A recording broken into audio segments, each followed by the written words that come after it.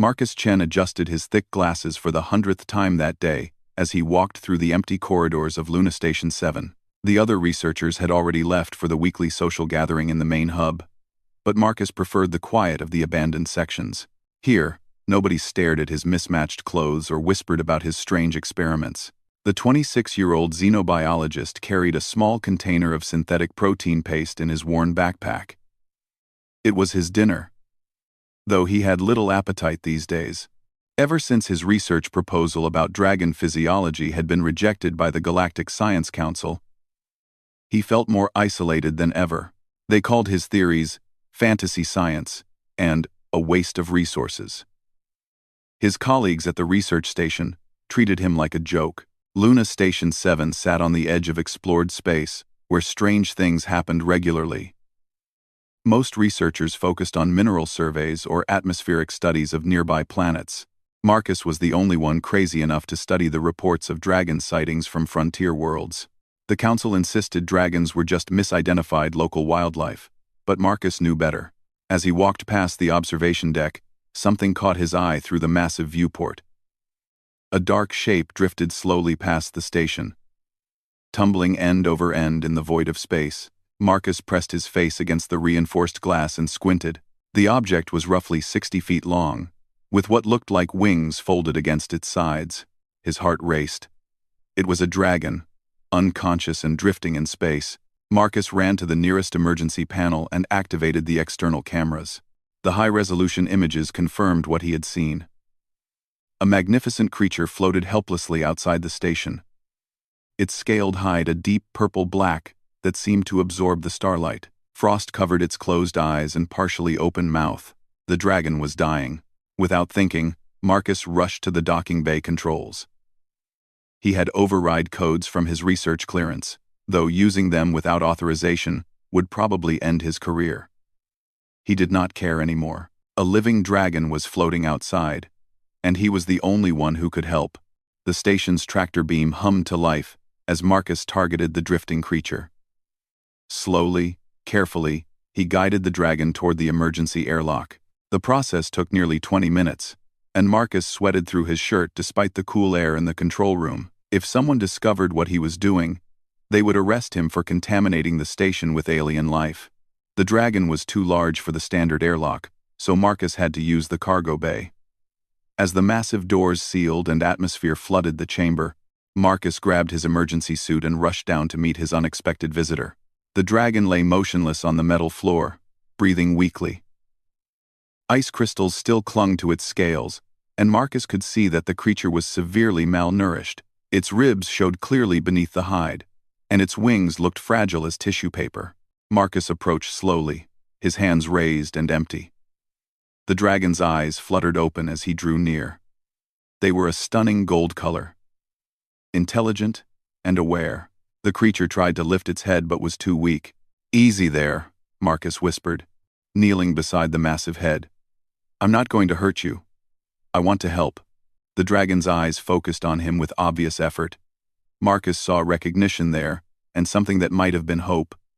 He reached into his backpack and pulled out his container of protein paste. It was not much, but it was all he had. "This might not taste like what you're used to," Marcus said, opening the container. "But it's nutritious. It should help." He scooped some of the gray paste onto his fingers and held it near the dragon's mouth. The creature sniffed weakly, then extended a long, forked tongue to taste the offering. Its eyes widened slightly, and it managed to lift its head enough to take more. Marcus fed the dragon slowly, talking quietly the entire time. He told the creature about his research, about how he had always believed dragons were real despite what everyone else said. He explained that he was probably the only human who had ever wanted to meet one.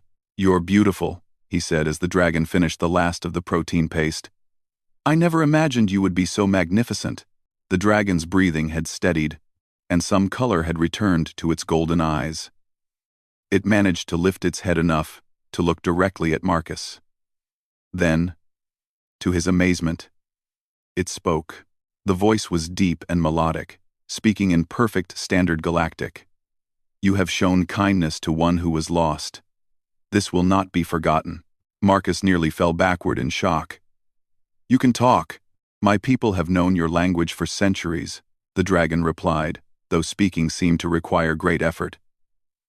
We have watched your species spread among the stars. Most of your kind fear us or seek to exploit us. You are different. I've studied everything I could find about dragons, Marcus said. The council thinks you're just myths or misidentified animals. But I knew better. I knew you had to be intelligent. The dragon's mouth curved in what might have been a smile. Intelligence is not always recognized by those who consider themselves superior. Your council dismissed us because we do not fit their understanding of civilization. Marcus felt a surge of anger at the dismissive attitude he faced every day. They dismiss me too. They think my research is worthless fantasy. Perhaps that is why you recognize the value in helping a stranger, the dragon said.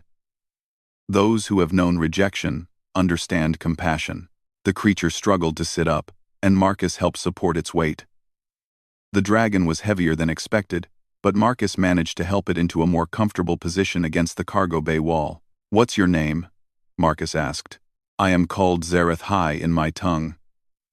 It means seeker of distant shores. I was exploring the edge regions when my ship's life support failed.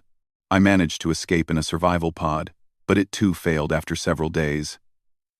I resigned myself to death in the void when your station's lights appeared. Zareth High, Marcus repeated carefully. I'm Marcus Chen. I'm a xenobiologist, though not a very successful one. Success is measured differently by different peoples, Zareth High said. By the standards of my kind, you have achieved something remarkable today. You saved a life when you had nothing to gain and everything to lose. Marcus felt warmth spread through his chest at the praise. When was the last time anyone had called his actions remarkable? How long were you drifting out there? Marcus asked. 6 days, by your time measurement. I grew weaker each day, until I could barely maintain the basic functions necessary for survival in the void. Your protein paste, though foreign to my system, has provided enough nourishment for my body to begin healing. I wish I had more food to offer you, Marcus said apologetically. The station's food synthesizers are programmed for human nutrition. I don't know what dragons normally eat. We are omnivorous, like your species, though we prefer certain mineral compounds that aid in maintaining our scales and wing membranes. Your processed nutrients will suffice until I can return to my ship. Marcus looked confused. Your ship? I thought you said it failed. Zareth High's expression became slightly embarrassed. I may have been unclear. My personal escape pod failed, but my ship remains functional. It is simply too far away for me to reach in my weakened condition. However, now that I have regained some strength, I can signal for assistance. The dragon reached beneath one of its neck scales and withdrew a small, crystalline device. It pulsed with soft blue light as Zareth High held it carefully. This is a quantum communicator, he explained. It will alert my ship's automated systems to my location. Rescue should arrive within the hour. Oh, Marcus said, and he could not hide the disappointment in his voice. That's good. I'm glad you'll be safe. Zareth High studied Marcus's expression with those intelligent golden eyes. You seem saddened by news of my rescue. Marcus shrugged, looking down at his hands. I guess I hoped I might have more time to learn about you and your people. This is probably the only chance I'll ever get to meet a dragon. When you're gone, I'll go back to being the crazy researcher who believes in fairy tales. Is that truly what you think? Zareth High asked gently. That our meeting is mere chance, destined to be brief and forgotten, isn't it? Marcus replied. You'll return to your ship and go back to wherever dragons come from. I'll stay here and continue my research that nobody takes seriously. Our worlds don't really intersect. Zareth High was quiet for a long moment, still holding the communicator. Finally, he spoke. Among my people, there is an ancient law called the debt of preservation. When one person saves the life of another, particularly when that person is a stranger with no obligation to help, a bond is created that cannot be broken by distance or time. What kind of bond? Marcus asked. The saved owes the saver a debt that can only be repaid through honor and recognition. But more than that, The act of preservation creates a connection between two souls that the universe itself acknowledges. Marcus felt a chill run down his spine. What does that mean exactly? Zarathai activated the communicator, and it began pulsing more rapidly. It means, Marcus Chen, that our meeting is far from over. When my people learn what you have done, they will want to meet the human who showed kindness to one of their own. Dragons have long memories, and we do not forget debts of honor. The communicator's pulsing suddenly stopped, and it emitted a single, clear tone. Zarathai smiled, showing teeth like polished ivory. The signal has been sent. My rescue ship will arrive in approximately 43 minutes. Marcus felt a mixture of excitement and terror. What will happen when they get here? That, Zarathai said, depends entirely on how willing you are to let your life change completely. Outside the cargo bay viewport, the first stars began to shift slightly as something large approached through the darkness of space. Marcus helped Zarathai move closer to the viewport so they could watch for the approaching rescue ship. The dragon had regained enough strength to support most of his own weight, though he still moved carefully. As they waited, Zarathai told Marcus more about his people. Dragons are not native to any single world, he explained. We are explorers by nature, wanderers who seek knowledge and beauty among the stars. We have cities on 17 different worlds, each adapted to the unique environment of its planet. 17 worlds? Marcus breathed. The Galactic Council only knows about 3 confirmed intelligent species, and humans are the newest. Your council knows only what we choose to reveal, Zarathai said with amusement. Dragons prefer to observe rather than interfere. We learned long ago that premature contact between species often leads to conflict or exploitation. Then why are you telling me this? Marcus asked. Because you have proven yourself worthy of trust, and because circumstances are about to change dramatically for both our peoples. A soft vibration ran through the station's hull. Both Marcus and Zarathai looked toward the viewport, where a cluster of lights had appeared in the distance. The lights grew larger rapidly, resolving into shapes that made Marcus gasp in wonder. 5 ships approached Luna Station 7, but they looked nothing like any vessels Marcus had seen before. Each ship was clearly designed to accommodate dragons, with flowing curves and organic lines that resembled living creatures more than mechanical constructs. They moved with fluid grace, as if swimming through space rather than flying. The lead ship was the largest, nearly half a mile long, and covered in what looked like golden scales that caught and reflected the station's lights. The others were smaller but no less magnificent, their hulls displaying different colors: deep blue, emerald green, silver, and rich crimson. 5 ships? Marcus said weakly. I thought you just called for rescue. Zarathai looked as surprised as Marcus felt. I did. 1 ship should have been sufficient. He paused, studying the approaching fleet. Unless what? Unless my identity has been revealed to the fleet commanders. Zarathai's voice carried a note of concern. Marcus, there is something I have not told you. I am not simply a dragon explorer. Marcus felt his stomach drop. What do you mean? My full name is Zarathayathan Dortharen. I am the 3rd son of the Dragon Council's High Speaker. In your terms, I suppose you might call me a prince. A prince? Marcus stared at his new friend in shock. Your dragon royalty? I prefer to think of myself as a scholar, Zarathai said quickly. But yes, my bloodline carries political significance among my people. If word has reached the fleet that I was rescued by a human, the implications could be considerable. The dragon ships had arranged themselves in a formal pattern around Luna Station 7. Marcus watched in amazement as the golden lead ship approached the docking bay. It was impossibly beautiful, its surface seeming to ripple and flow like liquid metal. The station's communication system should be receiving contact requests, Zarathai said. Your station commander will need to grant docking permission. As if summoned by his words, the cargo bay's intercom crackled to life. All station personnel report to emergency stations immediately. We have multiple unknown vessels requesting docking clearance. Dr. Chen, Report to the command center immediately. Marcus looked at Zareth High in panic. They're calling for me specifically. They must know what I did. Do not fear, Zareth High said calmly. My people come in peace, and they come to honor what you have done. But you should know that accepting dragon gratitude is not a simple matter. We do not give thanks lightly, and our gifts come with responsibilities. What kind of responsibilities? That will depend on what the fleet commander decides.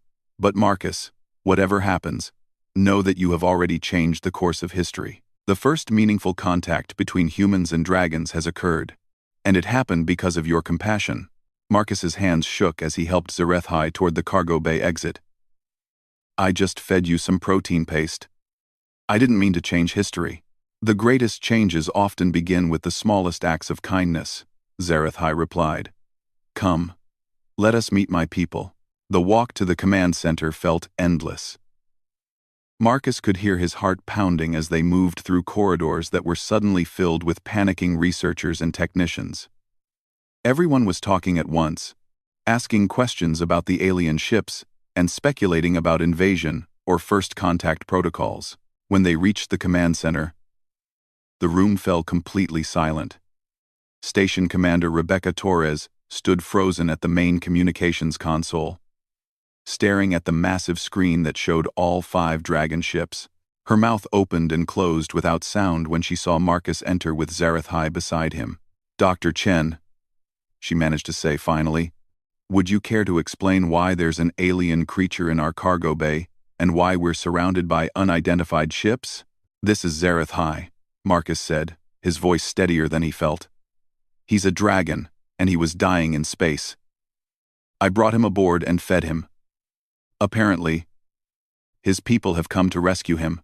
The main screen flickered, and a new image appeared. A dragon, even larger than Zareth High, looked out at them. Her scales a deep, shifting blue that seemed to contain entire galaxies. When she spoke, her voice filled the command center with rich, melodious tones. I am Fleet Commander Ashethrin Valortharen. I request permission to come aboard your station to retrieve my kinsman, and to speak with the human who provided aid. Commander Torres looked around the room helplessly. This is completely outside my authority. I need to contact Galactic Council headquarters, and, Commander, Zareth High interrupted gently. With respect, this matter falls under the ancient laws of my people. The human Marcus Chen has invoked the debt of preservation by saving my life. This supersedes your political protocols. The what of preservation? Torres asked. The dragon on the screen, Fleet Commander Ashethrin, smiled. It is a law older than your species, Commander Torres. When one being saves another without expectation of reward, especially across species boundaries, a sacred debt is created. This debt must be acknowledged and honored according to our traditions. What does that mean for my station? For my crew? It means, Ashethrin said, that Luna Station 7 has become the site of the first formal contact between humans and dragons. It means that Dr. Marcus Chen is no longer simply a researcher but an honored friend of the Dragon Councils. And it means that your species' relationship with the galaxy is about to expand dramatically. Marcus felt dizzy. I don't understand. All I did was share my dinner. Ashethrin's expression grew warm. Young human, you saw a dying stranger and chose to help despite potential consequences to yourself. You asked for nothing in return and expected nothing. Such purity of intent is rare among any species and worthy of the highest honor. But I'm nobody important, Marcus protested. I'm just a failed researcher that everyone thinks is crazy. You studied our people when others dismissed us as fantasy, Zareth High said. You prepared yourself to understand us before we ever met. You showed wisdom that your superiors lacked. Over. The fleet commander nodded. Which is why the full honor fleet has come to retrieve my kinsman.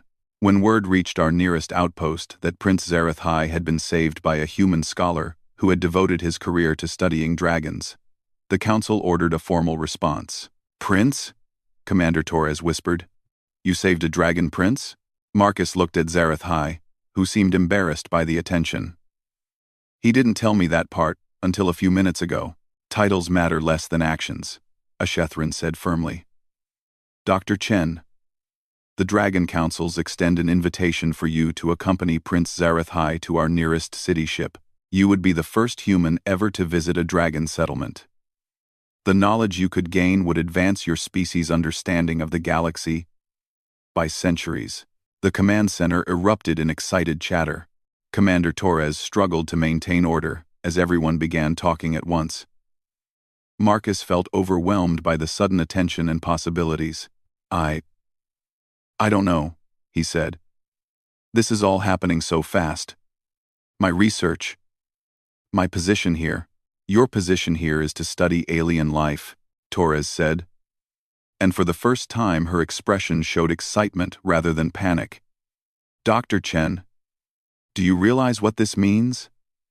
You've made first contact with an advanced species, the scientific implications alone.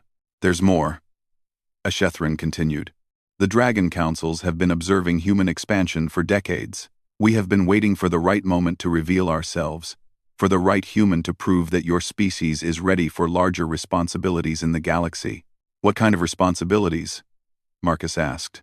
There are threats in the galaxy that no single species can face alone, Ashethrin explained. Ancient evils stir in the deep places between stars. The established Galactic Council represents only a fraction of true galactic civilization. Dragons, humans, and a dozen other species must soon work together, or all may fall to darkness. Zarathai placed a gentle claw on Marcus's shoulder. My friend, you have a choice to make. You can remain here and return to your old life, knowing that you saved one dragon's life, or you can come with us and help forge an alliance that may save entire civilizations. Marcus looked around the command center at faces filled with hope and wonder. For the first time in his career, people were looking at him as someone important, someone whose work mattered. But more than that, he felt the weight of genuine friendship from Zarathai and respect from the fleet commander. If I go with you, Marcus said slowly, what happens to humanity? To my station? To everything I know? Change happens gradually, then all at once, Ashethrin replied. Your species will be introduced to the greater galactic community at their own pace, but they will be introduced as equals, as friends of the dragons, rather than as newcomers to be judged and found wanting. And this all happened because I shared my dinner, Marcus said with wonder. It happened because you saw a stranger in need and chose compassion over fear. Zarathai corrected. The universe has a way of rewarding such choices with opportunities beyond imagination. Round. Outside the viewports, the dragon ships hung in space like sleeping giants, waiting for Marcus's decision. In the distance, more lights appeared as word spread, and additional vessels began arriving from across the galaxy. Marcus realized that within an hour, his simple act of kindness had triggered events that would reshape humanity's future among the stars. The weight of that responsibility should have terrified him.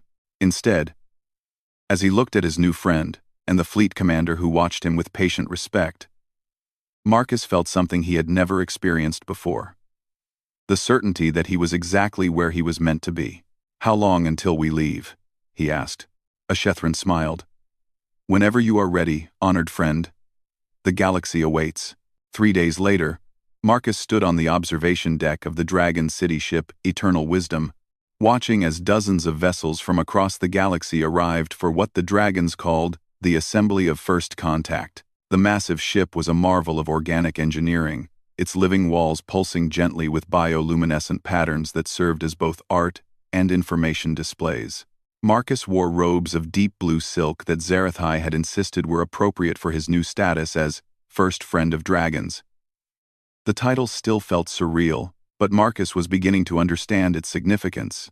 Every dragon they met bowed respectfully when introduced to him, and several had made pilgrimages from distant worlds just to meet the human who had saved Prince Zarathai.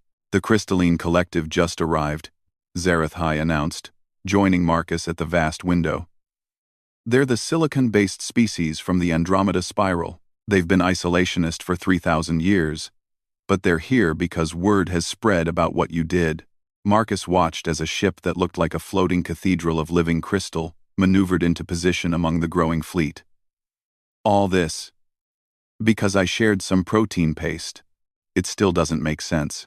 It makes perfect sense, said a new voice.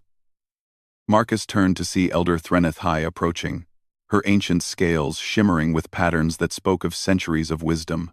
She was the oldest dragon Marcus had met, and her presence commanded respect from everyone aboard the ship. Elder, Marcus said, bowing as Zareth High had taught him. Walk with me, young friend, she said gently. It is time you understood the true significance of your actions. They moved through corridors filled with dragons of all sizes and colors, each one pausing to acknowledge Marcus with deep respect. The ship itself seemed alive, its walls shifting to accommodate their passage and provide optimal lighting. Tell me, Elder Threneth High said as they walked. What do you know of the history of galactic civilizations? Only what the Galactic Council teaches, Marcus replied. 3 intelligent species have achieved interstellar travel. Humans are the newest, having joined the galactic community 2 centuries ago. The Elder's laugh was like wind chimes in a gentle breeze. The Council knows of only 3 species because those are the only ones who chose to reveal themselves. The true galaxy contains hundreds of intelligent species, most of whom have learned to avoid contact with aggressive newcomers. Marcus stopped walking. Hundreds? The galaxy is vast and old, Marcus. Civilizations rise and fall across the eons. But many endure by choosing wisdom over expansion, cooperation over conquest. The species your council knows, the hegemonists and the Trade Federation, represent the more aggressive tendencies of galactic development. They entered a vast chamber filled with holographic displays, showing star maps and historical timelines. Marcus saw civilizations he had never heard of, technologies beyond current human understanding, and a complex web of relationships spanning millions of years. Dragons serve as observers and mediators, the Elder continued. We watch new species as they develop, looking for signs of wisdom or warning signals of future aggression. We have been watching humanity for 800 years. 800 years? But humans only achieved interstellar travel 200 years ago. We watch from the beginning, Elder Threneth High said. We observed your first cities, your first written languages, your first attempts to understand the stars. We have seen the full span of human development, the capacity for both great compassion and terrible cruelty. Marcus felt a chill of understanding. You were deciding whether humanity was worthy of contact. We were waiting for proof of your true nature, the Elder corrected. Every species faces this moment, the point where their fundamental character is revealed through the actions of a single individual. For humans, that moment came when you chose to help a dying stranger despite personal cost. Zareth High moved to stand beside Marcus.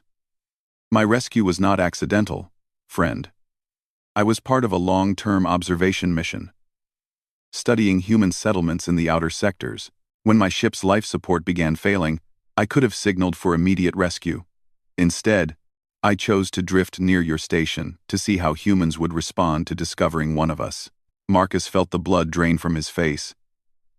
You mean it was a test? Not intentionally, Zareth High said quickly. My ship truly failed, and I was truly dying. But when I found myself near your station, I realized the opportunity to learn something crucial about your species. I could have revealed my identity immediately and demanded assistance. Instead, I waited to see what humans would do when faced with an unknown alien in need. What if no one had helped? Marcus asked. Then we would have intervened to save my life, but humanity would have failed the test. Elder Threneth High said solemnly. Your species would have remained isolated, considered too young or too selfish for inclusion in the greater galactic community. Marcus sank onto a nearby bench, overwhelmed. So the future of my entire species depended on whether someone would help a stranger. Quote, yes, the Elder said simply. And not just anyone. It had to be help given freely, without expectation of reward. And despite potential consequences, the universe has a way of presenting such tests to those most capable of passing them. But I'm nobody special, Marcus protested. I'm just a failed researcher. You spent your career studying beings that others dismissed as myth, Zareth High said. You prepared yourself to understand us before we ever met. You were ready to recognize our intelligence and treat us with respect. That preparation was not an accident. Elder Threnethai smiled. The universe rarely chooses heroes from among the powerful and famous. True heroism comes from those who act with kindness when they have nothing to gain and everything to lose. A soft chime echoed through the chamber, and the holographic displays changed to show the massive fleet gathering outside. Ships from dozens of species had arrived, each representing civilizations that had remained hidden from the established Galactic Council. "The assembly is ready to begin," the elder announced. "Marcus Chen, you are about to witness something that has never happened before in galactic history.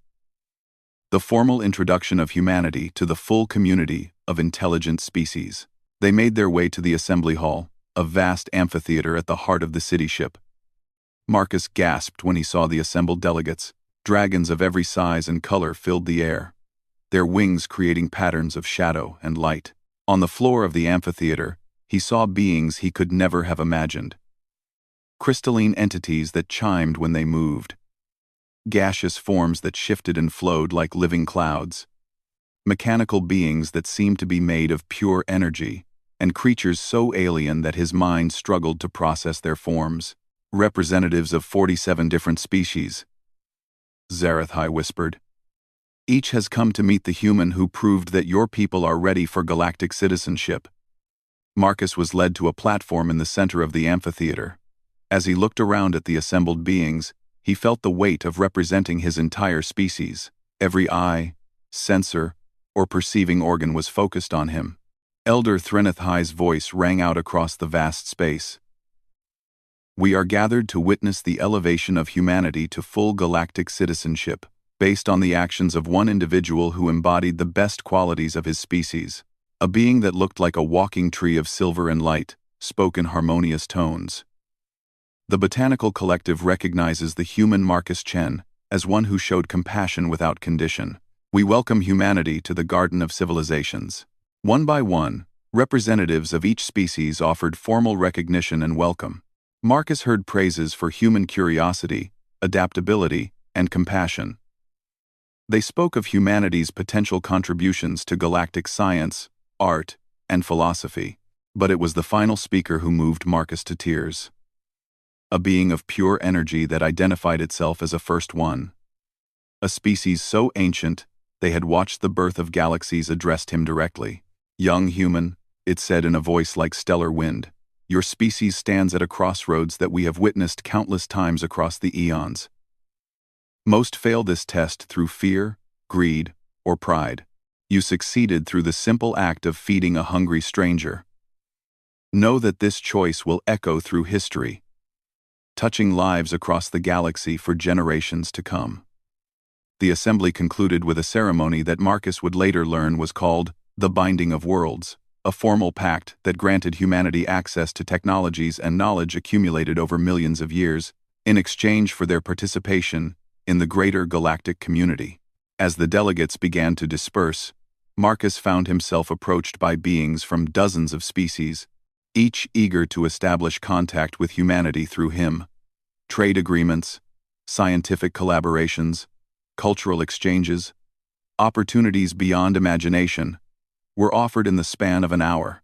But it was a quiet moment with Zarethai afterward that meant the most to Marcus. "My friend," the dragon said, "you must know that your life will never be the same. You are no longer simply a researcher studying aliens. You are humanity's first ambassador to the greater galaxy." "I never wanted to be an ambassador," Marcus said. "I just wanted to prove that dragons were real. And in doing so, you proved that humans were ready for the truth about reality," Zarethai replied. "The galaxy is vast and full of wonders. Your species will now have access to all of it." Marcus looked out at the assembled fleet through the chamber's transparent walls. Ships from across the galaxy waited to escort human delegates to their worlds, to begin the process of integration that would transform human civilization forever. "What happens now?" Marcus asked. "Now we go home," Zarethai said. "But not to the home you knew before. We return to a humanity that will soon discover they are part of something magnificent and terrible and wonderful beyond their wildest dreams. And it all started with sharing my dinner. It all started with choosing compassion over fear, Zarathai corrected. That choice, made by a lonely researcher who thought his work didn't matter, may well have saved not just my life, but the future of galactic civilization itself. As the eternal wisdom prepared to return to human space, Marcus stood once more at the observation deck. The stars looked different now, not like distant lights, but like destinations waiting to be explored. Somewhere among those stars were worlds where human children would grow up as citizens of the galaxy, where human scientists would unlock secrets that could reshape reality itself, where human artists would create beauty that would be appreciated by minds beyond imagination. All because one outcast nerd had shared his protein paste with a hungry stranger. Marcus smiled, adjusting his glasses one final time as Dr. Marcus Chen, failed researcher. When he looked up again, he did so as Ambassador Marcus Chen, first friend of dragons, and the human who had opened the door to humanity's true destiny among the stars. The universe, it turned out, had quite the sense of timing.